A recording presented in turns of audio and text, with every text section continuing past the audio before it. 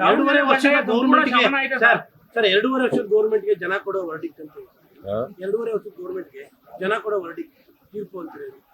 ಈ by election ನಲ್ಲಿ ಸೋತ್ರಲ್ಲ 3 ಕಡೆ ಅವ್ರದ್ದೇ 2 ಸ್ಥಾನಗಳು ಅವರವೇ, ಒಂದು JDS ಒಂದು ಅದು ದಿಕ್ಸೂಚಿ ಅಲ್ವಾ? ಅಲ್ಲ ಈಗ ಇನ್ನೂ ರಿಸಲ್ಟ್ ಬಂದಿಲ್ಲ, ಬರ್ಲಿ. ಆಗ ದಿಕ್ಸೂಚಿ ಅಲ್ವಾ? ದಿಕ್ಸೂಚನೆ ಆಯ್ತಲ್ಲ, ದಿಕ್ಸೂಚನೆ ಆಯ್ತಲ್ಲ. ದಿಕ್ಸೂಚಿ ಏನಂತ ಆಯ್ತು? ನಮ್ ಪರವಾಗಿ ಆಯ್ತು ಅಂತ ಹೇಳಯ್ಯ.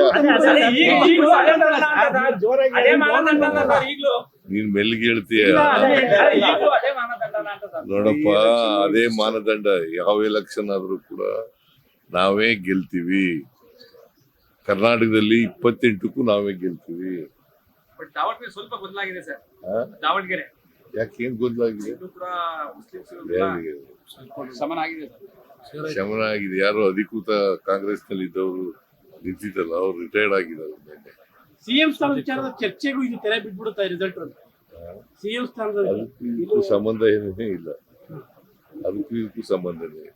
ಬಟ್ ಸೆಷನ್ ಹೇಳಿದ್ರಲ್ಲ ಸರ್, ಇದು ಹೈಕಮಾಂಡ್ ಅನುಮತಿ ಕೊಟ್ರೆ 2 ಬಜೆಟ್ ನಾವು ಮಾಡ್ತೀವಿ ಅಂತ ಸರ್. ಅನುಮತಿ ಕೊಟ್ಟಾಗ ಅನುಮತಿ ಕೊಟ್ಲಿ ನೋಡೋಣ. ಈಗ ನಮ್ದು ಹೈಕಮಾಂಡ್ ಪಾರ್ಟಿ ಏನ್ ಹೇಳ್ತಾರೆ, ಹೈಕಮಾಂಡ್ ಅವ್ರು ಏನ್ ಹೇಳ್ತಾರೆ ಕೇಳು. ಈ ಫಲಿತಾಂಶಕ್ಕೆ ಅದಕ್ಕೆ ಸಂಬಂಧ ಇರಲ್ಲ ಸರ್?